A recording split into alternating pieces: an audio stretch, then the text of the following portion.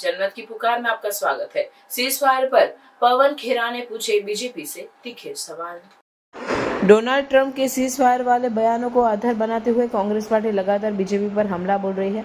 मंगलवार को कांग्रेस पार्टी के नेता राहुल गांधी ने भोपाल में एक जनसभा के दौरान पीएम नरेंद्र मोदी पर हमला करते हुए नरेंद्र सरेंडर वाला बयान दिया था। अब कांग्रेस पार्टी के नेता इसी बयान के जरिए बीजेपी पर सियासी फायदा लेने के प्रयास कर रही है। बुधवार को कांग्रेस पार्टी के नेता पवन खेड़ा ने एक प्रेस कॉन्फ्रेंस कर कहा कि पीएम नरेंद्र मोदी ने अमेरिका के आदेश के आगे सरेंडर कर दिया। उन्होंने कहा 12 साल से एक पिक्चर बना रहे थे अपने हीरो मुकद्दर का सिकंदर। पिक्चर बन गई, पिक्चर बनने के बाद जब निकल कर आई वो निकली नरेंद्र का सरेंडर। मुकद्दर का सिकंदर तो पता नहीं कहाँ गया। पवन खेड़ा की पूरी बात सुनिए।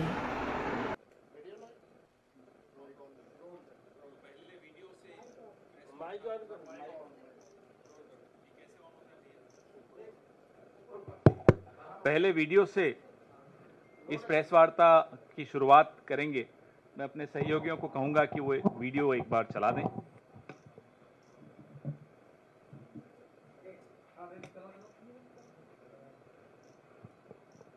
वॉल्यूम। अब मैं अच्छी तरह जानता हूं। एक बार थोड़ा सा दबाव डालो, थोड़ा सा धक्का मारो, डर के भाग जाते हैं।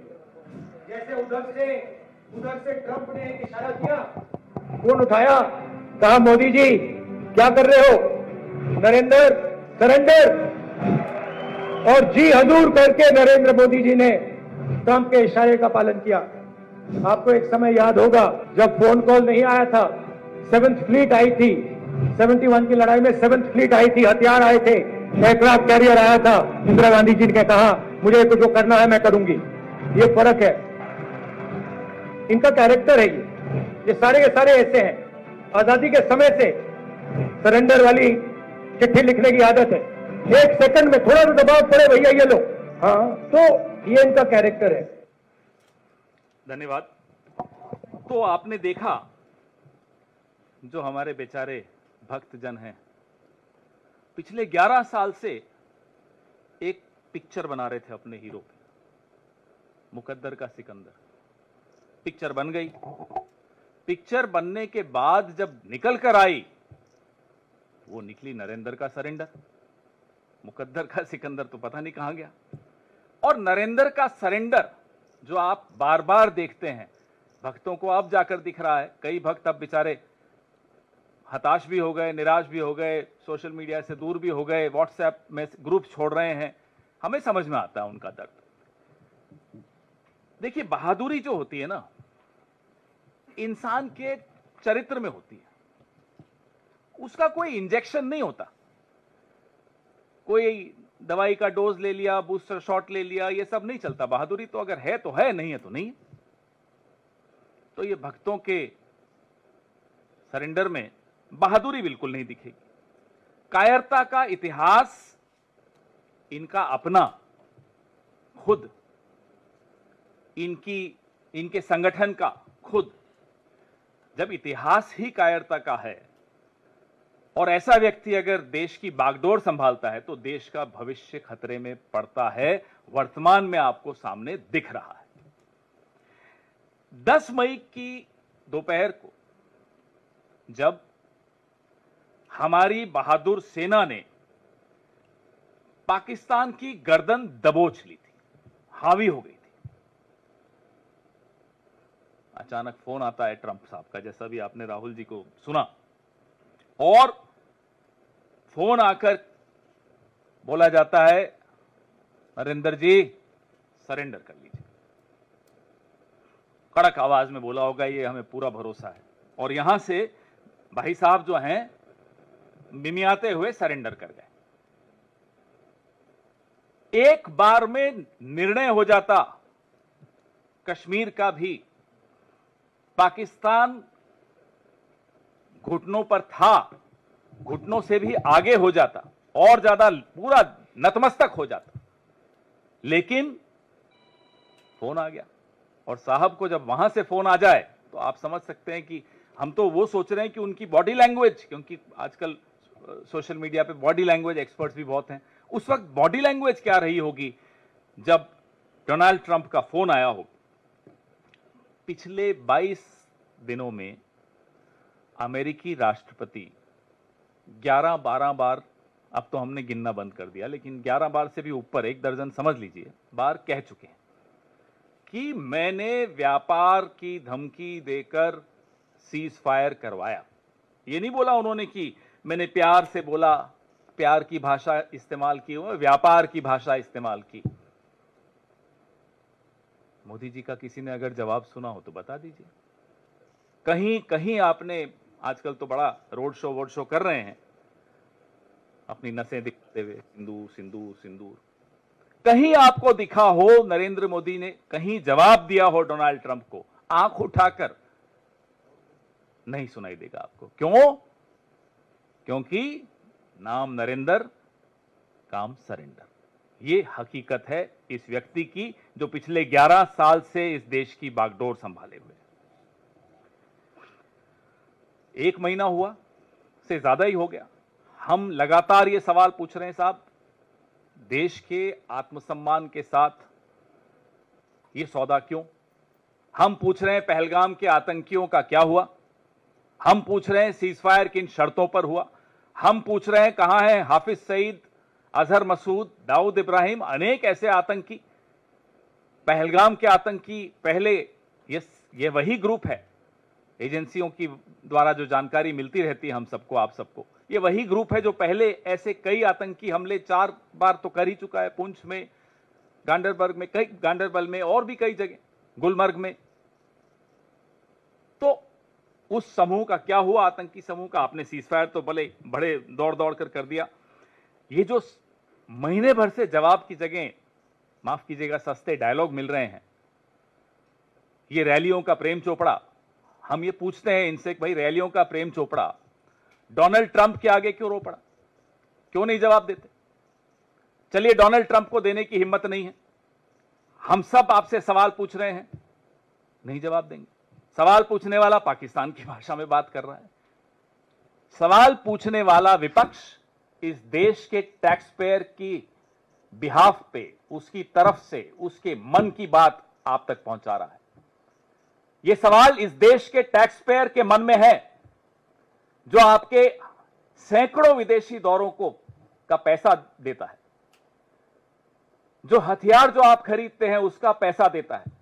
ये उसके मन के सवाल हैं कि सीज फायर किन शर्तों पर हुआ, क्यों दबाव में आए, क्यों पाकिस्तान की हाथ में आई गर्दन को छोड़ दिया, किससे डर गए?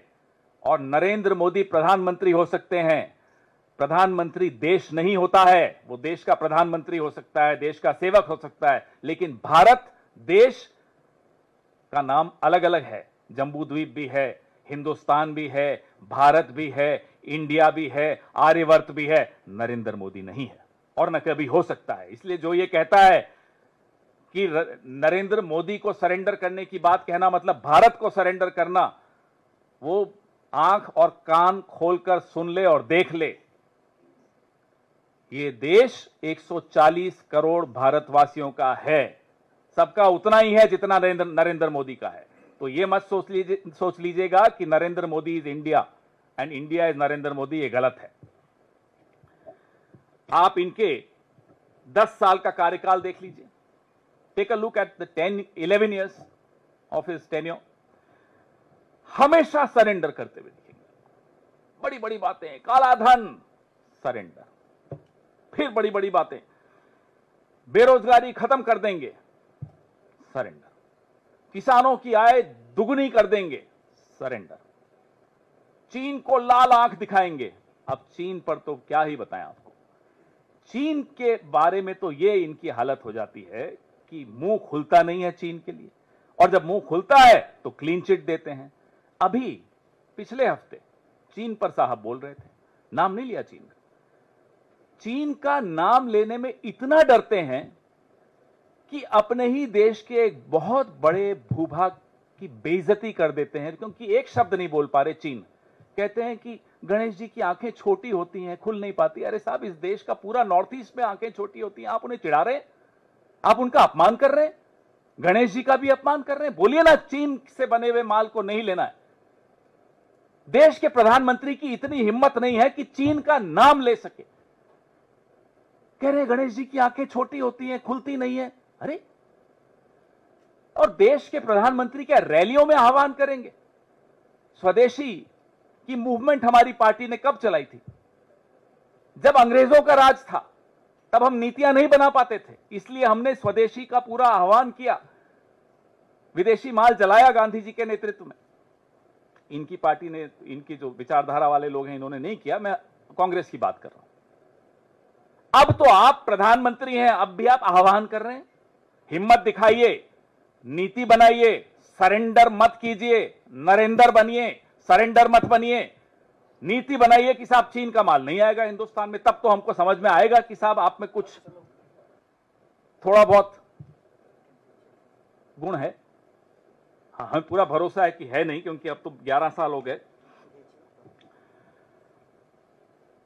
बोलते हैं साहब ये नया भारत है, ये नया फलाना है, नया ढीमका है, नया ये है, नया सब कुछ तो नया है। अरे साहब, पुराना भारत वो था जो 7वें बेड़े से नहीं डरा, जिसने पाकिस्तान के 2 टुकड़े किए, जिसने निक्सन को नजरअंदाज किया, जिसको मनाने के लिए फिर निक्सन ने अपने स्पेशल एक दूत को भेजा, जो, क्योंकि इंदिरा जी दिल्ली में नहीं थी, जॉन कॉनेली उस दूत का नाम था, ट्रेजरी सेक्रेटरी था अमेरिका का।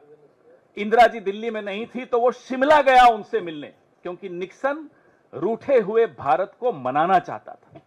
ये पुराना भारत था, ये आए हैं नया भारत लेकर।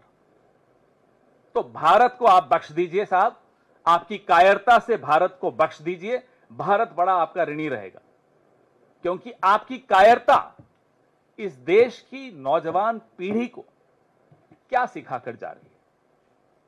सिर्फ डायलॉग में हमें आपकी जरूरत नहीं, हमारे पास बहुत है। हमें मालूम है आपने ट्रेनिंग ली है डायलॉग देने की, और ये एक हकीकत है जो मैं बार बार दोहराता हूं। आप लोगों को मजाक लगता है, मजाक नहीं है।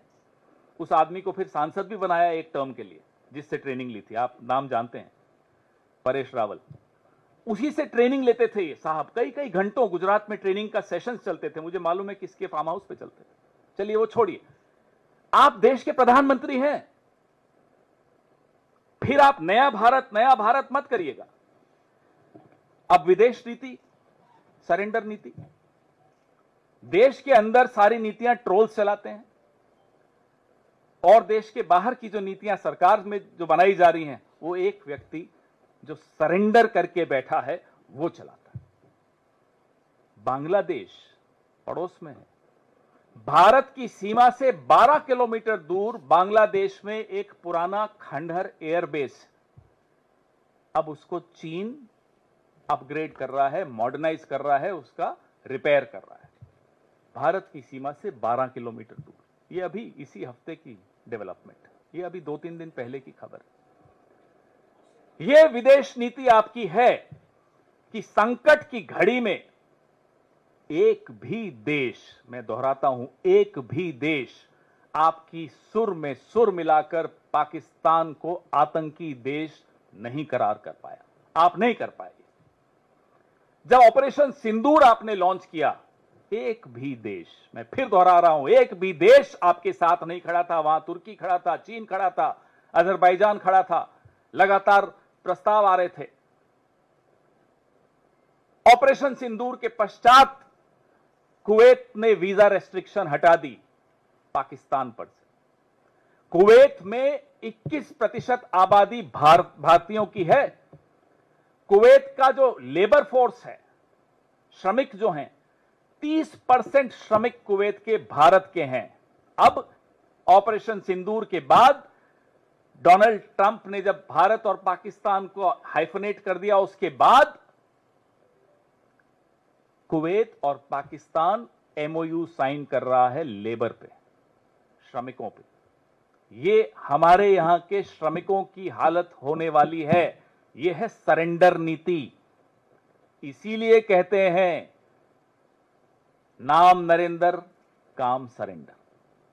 हमें बोलने में अच्छा नहीं लगता है, देश के प्रधानमंत्री हैं, लेकिन अगर देश का प्रधानमंत्री कायर निकले, बहादुर सेना, बहादुर देश, पूरा विपक्ष आपके पीछे खड़ा था, आप घुटनों पर आ गए, अमेरिका के दबाव से आ गए, सेना हतप्रभ देश हतप्रभ, विश्व हतप्रभ, विपक्ष हतप्रभ, मीडिया हैरान, लेकिन साहब सरेंडर।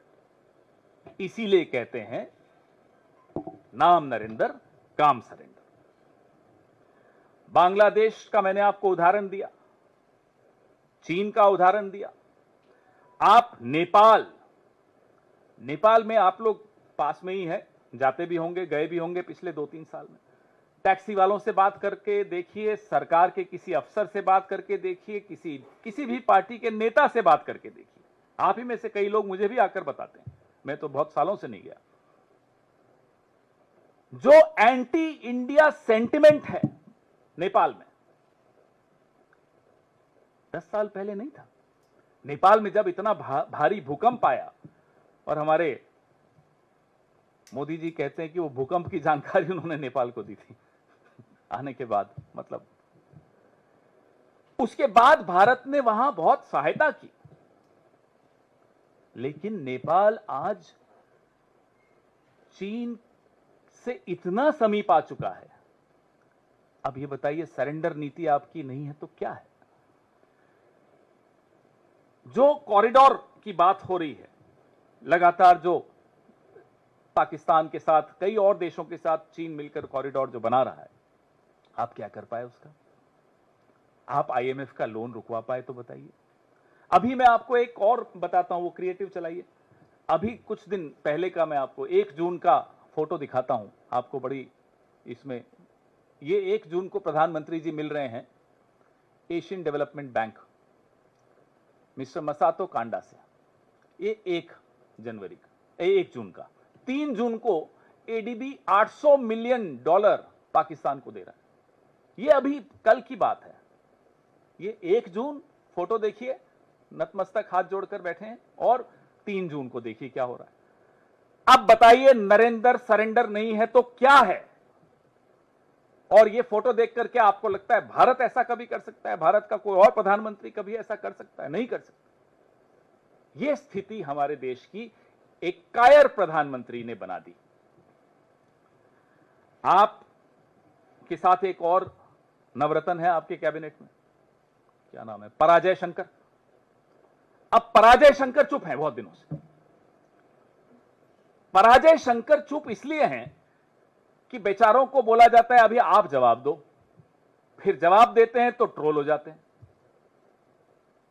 ऐसा नाकारा विदेश मंत्री, भाई आप हो सकते हैं पराजय शंकर, ये देश कभी पराजित नहीं हो सकता। भले ही इसका विदेश मंत्री पराजय शंकर हो, भले ही प्रधानमंत्री कायर हो, ये देश ऐसे लोगों को फिर से बैरक में भेजना जानता है। इस देश की सेना मजबूत है, मैं फिर से दोहराता हूं, यह देश मजबूत है, लेकिन इस देश की सरकार कायर है, इस देश के प्रधानमंत्री कायर हैं, इस देश का कैबिनेट में इतनी हिम्मत नहीं है कि प्रधानमंत्री को बोल सके कि कायरता बंद कीजिए, जवाब दीजिए। हम इंतजार कर रहे हैं कि पूरी जो शाखाओं में ट्रेन होकर अब कैबिनेट में घुसे हैं, सब तो नहीं शाखाओं से ट्रेन हुए, कुछ हमारे यहां से भी उधार लेकर गए हैं, कोई तो बोलेगा। देखते हैं। अब आपके सवाल। माइक दे दीजिए साहब।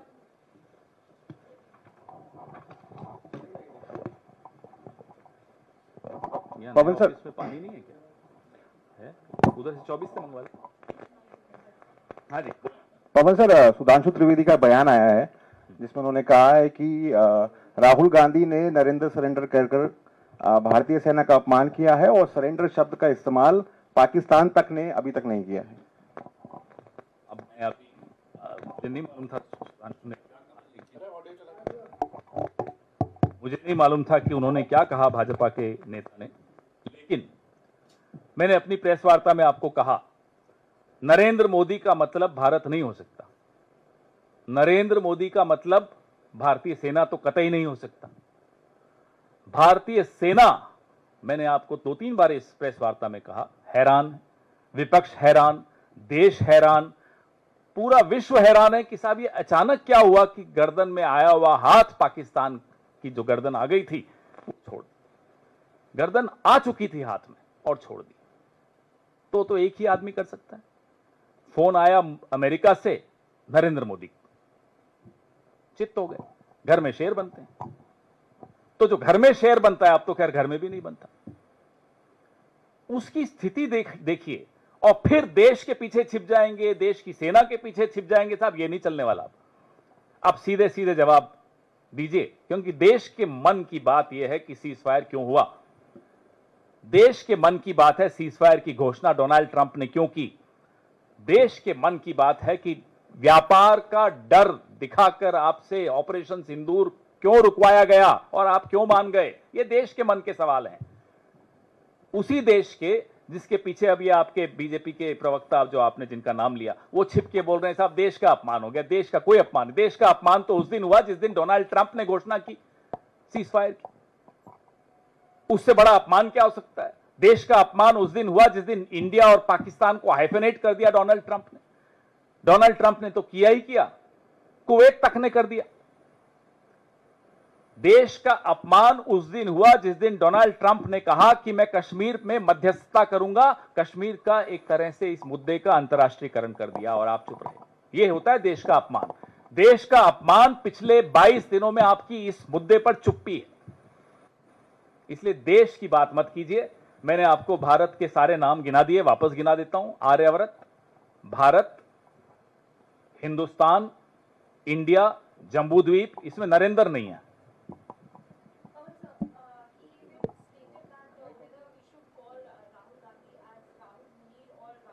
This is a serious issue.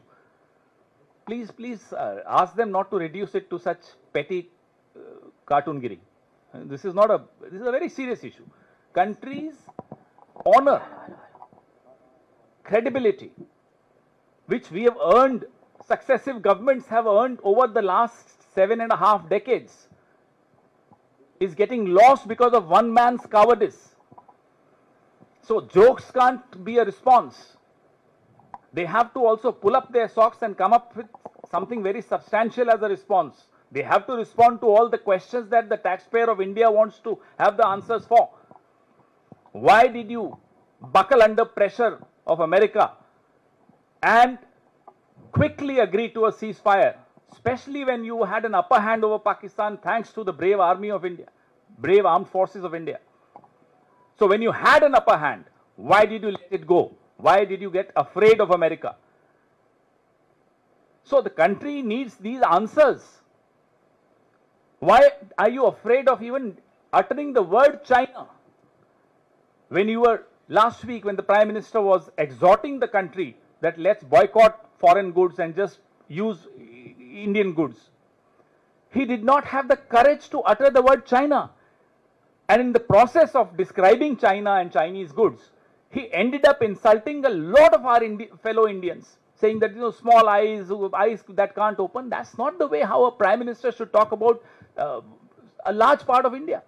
In fact, that's the way my friends and brothers and sisters from the Northeast are trolled in the North. And that's what we keep fighting against them. Don't troll them like this. The Prime Minister of India was trolling. So ask them to be serious. When serious questions are asked, they should have somebody serious to respond. Not Parajay Shankar.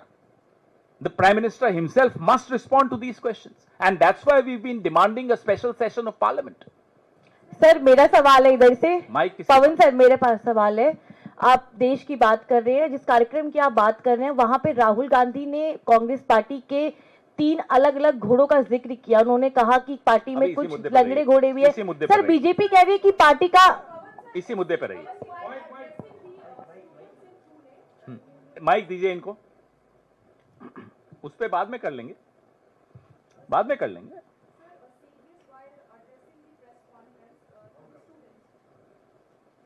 Serious while addressing the students in university in Pune, he said that Pakistan wanted to bring India to their knees in 48 hours, but bow down in 8 hours.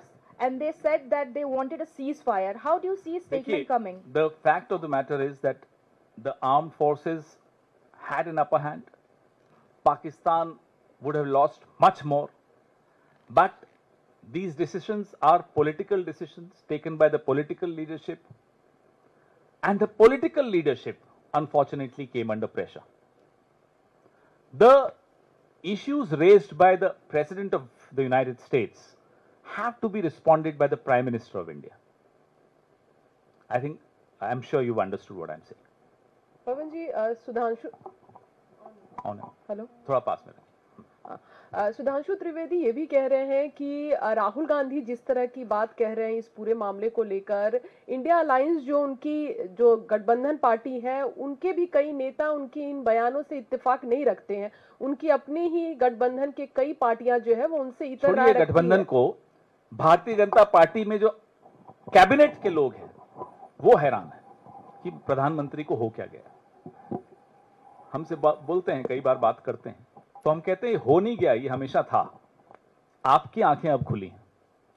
तो आप गठबंधन को छोड़िए, गठबंधन ने तो कल sign करके सबने विशेष सत्र की मांग की है, क्यों नहीं स्वीकार कर रहे प्रधानमंत्री मांग? पूरा गठबंधन इकट्ठा बोल रहा है आपको कि साहब स्पेशल सेशन बुलाइए पार्लियामेंट का, ये सब चर्चा वहां होगी। लेकिन once a coward always a coward, जो एक बार कायर है वो हमेशा कायर है। वो विपक्ष तक से डरता है, विपक्ष के सवालों से डरता है, प्रेस कॉन्फ्रेंस से डरता है। हमें तो एक जगह बता दीजिए, पहले तो हम सोचते थे घर में शेर है, वो घर में भी शेर नहीं है, घर में भी ढेर है।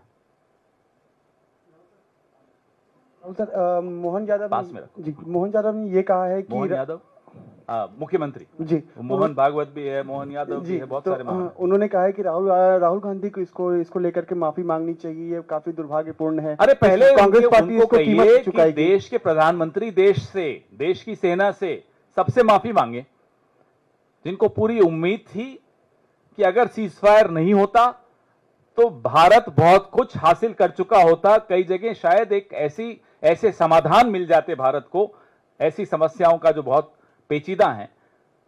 उस स्थिति तक पहुंचने के बाद पीछे हटना, तो माफी आप सब जानते हैं किसको किससे मांगनी चाहिए। पूरा देश इंतजार कर रहा है प्रधानमंत्री माफी मांगे। पवन सर, आप लगातार कह रहे हैं कि नरेंद्र जो है वो सरेंडर कर चुके हैं, नरेंद्र मोदी, लेकिन सुधांशु त्रिवेदी का इस पर बयान आया, वो कह रहे हैं कि हमारे नरेंद्र मृगेंद्र हैं। कैसे देखते हैं सर इसको? मैंने क्या कहा आपको, ये गंभीर मुद्दे हैं, गंभीर सवाल है। इसमें इस तरह की चाटुकारिता से काम चलेगा नहीं। अब सीधे सीधे जवाब भारत के करदाता को, टैक्स पेयर को चाहिए, क्योंकि उसके दिए हुए पैसे से सैकड़ों बार ये विदेश जाते हैं, क्या हासिल करके आते हैं अब देश जानना चाहता है। उसके दिए हुए पैसों से हथियार खरीदे जाते हैं और फिर अचानक सीज फायर कर देते हैं। क्यों? उसके दिए हुए पैसे खर्च हो रहे हैं जो बॉर्डर्स पे इतनी जो समस्याएं आती हैं उसमें, और जब आप उन समस्याओं का समाधान हासिल करने ही वाले थे कि आपने सीज फायर कर दिया, तो ये अब इन्हें जवाब देने पड़ेंगे। और चाटुकारिता जवाब नहीं होती, जवाब एक ही आदमी दे सकता है। पहले हम सोचते थे पराजय शंकर से काम चल जाएगा, लेकिन पराजय शंकर का अब बेचारे का मुंह बंद हो गया। तो अब जो है जवाब प्रधानमंत्री को खुद देना चाहिए, और जवाब देने से पहले मुझे लगता है देश और देश की सैन्य बलों से माफी भी मांगनी चाहिए। पवन सर, आपका सवाल डोमेस्टिक पॉलिटिक्स पे है, कांग्रेस के भीतर की बात पर है, कभी और कर लेंगे। सर, इसी से रिलेटेड है, the IOML MP ET Mohammad Bashir, who was also the part of the all-party delegation, he has given a statement on the remarks of Rahul Gandhi, and he said that India stands with peace, and such kind of statements actually diminishes the peace spirit without of unity. justice is an incomplete peace. It's a temporary peace. For peace to be, there should be justice. We want to know from the Prime Minister, have the widows of Pahalgam terror attack got justice? We want to know from the Prime Minister, have the widows of Poonch attack, before Pahalgam there was 4 attacks by the same group, have they got justice? We want to know from the Prime Minister whether the victims of shelling at the border in Poonch, have they got justice? So peace alone is impossible if there is no justice. Mike दो, मैं तो सुन पा रहा हूँ, वो online वाले नहीं सुन पा रहे। हाँ sir, Pawan sir, there have been delegations, across the world. They have gone. Your leaders have been in them. So what would you say? Have they been successful in peddling government's narrative, or they have represented India there? There will be a larger press conference in the next couple of days on this particular issue. But since you've asked me a question, foreign policy cannot be decided by all party delegations. What has been undone in the last 11 years cannot be done by a multi-party delegation. What is more serious and needs to be addressed immediately is all that we have lost in the last 11 years thanks to the failed foreign policy of a government which is led by a coward. Sir एक सवाल, आप जिस तरीके से लगातार सवाल उठा रहे हैं, राहुल गांधी भी आप सीधे तरीके से बोल रहे हैं, बीजेपी ये कह रही है कि आप एक बार बात करते हैं कि आप देश के साथ हैं, देश का सम्मान करते हैं, सर्वदलीय अगर प्रतिनिधिमंडल बाहर जा रहा है तो उसका भी सपोर्ट करते हैं, लेकिन जब सीज फायर की बात आती है, देश की सेना जो युद्ध लड़ रही थी उसकी बात आती है, तो ये सेना का अपमान है। आप लोग सेना का अपमान कर रहे हैं। प्रधानमंत्री सेना नहीं है, प्रधानमंत्री भारत नहीं है। भारत का नाम जम्बूद्वीप, आर्यवर्त, भारत, हिंदुस्तान, इंडिया। और भी कोई हो तो मुझे बताइएगा। मेरी जानकारी जो अभी मुझे याद आई, ये 5 ही नाम है। नरेंद्र मोदी नाम नहीं है। तो कम से कम ये दिमाग से गलतफहमी भाजपा के भक्त, मोदी जी के भक्त और मोदी जी खुद निकाल दें कि उनसे सवाल पूछना मतलब देश से सवाल पूछना हो गया। अरे देश ही तो सवाल पूछ रहा है। देश अपनी ही सरकार से सवाल नहीं पूछेगा तो क्या पाकिस्तान से जाकर पूछेगा? देश अपने ही प्रधानमंत्री से नहीं सवाल पूछेगा तो क्या चीन से जाकर पूछेगा? इतनी अकल नहीं है इन लोगों में। देश अपने द्वारा, अपने वोट के द्वारा जीते हुए प्रधानमंत्री से सीधे सीधे सवाल पूछ रहा है। सेना के पीछे छिपने की जरूरत नहीं है। देश के पीछे छिपने की जरूरत नहीं है। अब सामने आइए। डोनाल्ड ट्रंप की आंखों में आंखें डाल के तो आप जवाब नहीं दे पाते। चीन का तो आप नाम नहीं ले पाते। देशवासियों के सवालों का, देश के टैक्स पेयर के सवालों का जवाब दीजिए। यह आपका कर्तव्य है। हम आपसे जवाब लेके रहेंगे। पवन सर, एलआईसी द्वारा अडानी ग्रुप में निवेश को लेकर उस पर फिर करेंगे। राहुल जी ने जो कमेंट सर कर चुके हैं, इस पे राहुल जी भी कर चुके हैं और इसके बाद इस पे और भी उठाएंगे। लेकिन आज ये मुद्दा गंभीर है। एक देश का प्रधानमंत्री, जो आप सवाल पूछ रहे हैं एलआईसी वाला, ये भी एक सरेंडर है। तो सरेंडर ही दिखेगा। आपके हर सवाल का एक शब्द में जवाब मिल सकता है, सरेंडर मोदी। एलआईसी का पैसा भी सरेंडर। तो हर चीज सरेंडर है। एयरपोर्ट सरेंडर, पोर्ट सरेंडर, खदान surrender, LIC surrender. Surrender Modi, तभी तो कहते हैं। मिल गया जवाब। खुश हैं आप? पवन सर, आप कह रहे हैं नरेंद्र मोदी ने सरेंडर किया। शशि थरूर है, उन्होंने कहा कि if there was any persuasion by American president और American officials, it was persuasion of Pakistan, not India. The issues raised by President Donald Trump cannot be responded to or addressed by anyone else but the Prime Minister of India. Donald Trump, अमेरिकी राष्ट्रपति ने जो मुद्दे उठाए हैं, जहां उन्होंने बार बार, 1 दर्जन बार दोहराया है कि उन्होंने हस्तक्षेप करके और युद्ध रुकवाया या युद्ध विराम लाए या सीज फायर लाए हैं, उसका उत्तर कोई और नहीं दे सकता। सिर्फ और सिर्फ प्रधानमंत्री को एक लाइन में बोलना चाहिए कि अमेरिकी राष्ट्रपति झूठ बोल रहे हैं। अमेरिकी राष्ट्रपति छोड़िए, अमेरिका की जो सरकार है, उन्होंने अमेरिका की कोर्ट में हलफनामा दिया है।